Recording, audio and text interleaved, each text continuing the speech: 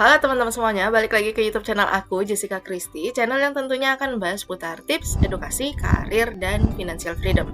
Bagi kalian teman-teman yang butuh informasi atau edukasi dan juga tips terkait karir dan finansial, kalian bisa visit YouTube channel aku. Di situ aku akan share banyak sekali video terkait finansial dan juga karir. Dan jangan lupa juga untuk subscribe YouTube channel aku sebagai bentuk support kalian terhadap perkembangan channel ini, dan aktifkan juga tombol loncengnya agar kalian tidak tertinggal dengan video-video yang lain. Di video kali ini, seperti judulnya, aku mau share tentang bagaimana sih cara budgeting untuk gaji sekitar 4 juta per bulan. Banyak banget orang-orang di sekeliling aku yang bilang kalau gimana sih kita mau investasi, tabungan aja kita nggak punya gitu ya. Dan menurut aku, siapa sih yang bilang kalau gaji kecil itu nggak bisa investasi?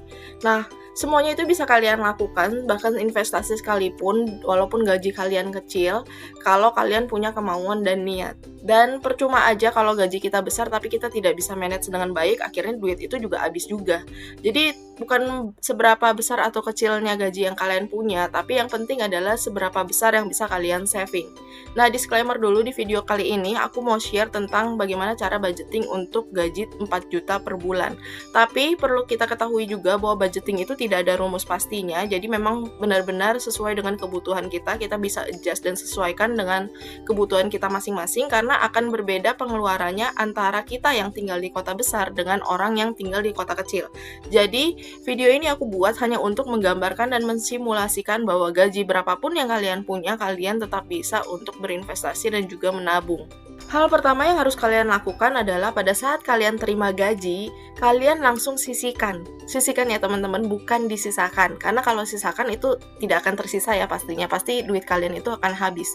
Jadi pada saat terima gaji, sisihkan 20%-nya untuk dana darurat.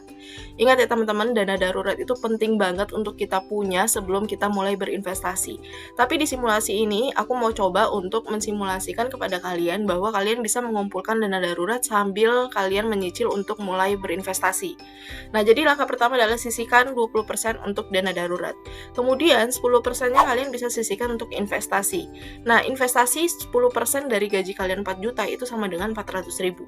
Sekarang banyak banget instrumen investasi yang bisa kalian investkan dengan nominal yang terkecil. Bahkan ada yang mulai dari 10.000 juga bisa mulai investasi. Nah, kalian 400.000 bisa lah kalian masukin ke saham, reksadana, atau tabungan emas sekalipun juga bisa kalian lakukan. Jadi pilihlah instrumen investasi sesuai dengan kebutuhan dan tujuan kalian. Jangan lupa sisihkan juga 5-10% untuk kalian kasih ke orang tua kalian. Bagaimanapun juga mereka sudah membesarkan kita, jadi walaupun tidak seberapa, yang penting kita adalah memberikan sedikit kepada orang tua kita. Kemudian kalian juga bisa sisihkan sekitar 5% untuk pengembangan diri kalian. Bagaimanapun investasi leher ke atas itu juga perlu. Jadi kalian 5% ini bisa kalian pakai untuk beli buku, atau mungkin kalian traktir orang-orang hebat di sekeliling kalian ambil ilmunya dan pembelajarannya juga. Kemudian jangan lupakan juga diri kalian ini yang sudah bekerja selama sebulan, kalian patut untuk mengapresiasi diri kalian dengan cara budgeting 5% untuk entertain.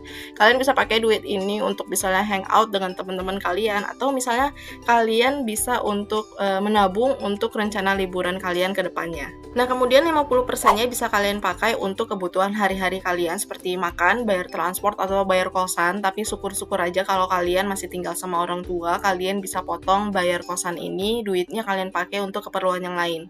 Dan teman-teman, kurang lebih simulasinya, summary-nya kan seperti ini grafiknya dan ini rinciannya.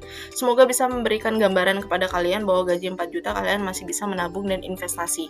Dan perlu aku ingatkan juga teman-teman, tidak ada rumus baku untuk budgeting, jadi memang kalian harus adjust atau sesuaikan dengan kebutuhan kalian masing-masing. Bisa aja budget untuk entertain kalian nggak mau pakai, kalian pakai untuk meningkatkan dana darurat agar dana darurat kalian bisa lebih cepat tercapai, bisa aja. Atau budget pengembangan diri kalian kurangi, kemudian kalian naikin ke budget investasi, ya bisa aja. Semuanya bisa kalian atur sesuai dengan kebutuhan kalian masing-masing. Dan perlu aku ingatkan juga teman-teman, kalau kalian punya hutang, kalian prioritaskan untuk bayar hutang kalian dulu. Setelah hutang kalian lunas, baru kalian bisa pakai budgeting seperti biasa seperti ini. Bisa investasi, bisa pengembangan diri, bisa entertain. Jadi kalau kalian punya hutang, bayar dulu hutang kalian. Itu diprioritaskan. Dan kalau kalian merasa pengeluaran kalian itu banyak banget, coba deh kalian review lagi, potong semua pengeluaran yang nggak perlu. Kalau kalian masih makan-makan cantik di luar, cobalah untuk masak sendiri, atau kalian masih nonton di bioskop, Tapi kalau sekarang lagi PPKM memang nggak bisa ya. Tapi kalau seandainya kalian masih nonton di bioskop, coba kalian cari wifi gratis, kalian download film sepuasnya, kalian bisa nonton di rumah. Kalau masih kurang juga, ya mau gimana lagi, kalian naikkan pendapatan kalian. Nah, aku udah share juga nih tips bagaimana cara meningkatkan pendapatan di video yang ini. Kalau kalian belum nonton, nonton dulu ya video yang ini. Dan oke teman-teman, sekian untuk video kali ini. Aku rasa beberapa tips yang bisa aku share, semoga bisa bermanfaat kepada kalian. Kalau kalian merasa bermanfaat, kalian bisa like, share juga ke teman-teman dan ke saudara kalian yang membutuhkan. Kalau kalian mau komen juga boleh komen di bawah, dan jangan lupa untuk subscribe YouTube channel ini sebagai bentuk support kalian terhadap perkembangan channel aku. Dan terima kasih sudah menonton sampai akhir, sampai jumpa di video yang lain.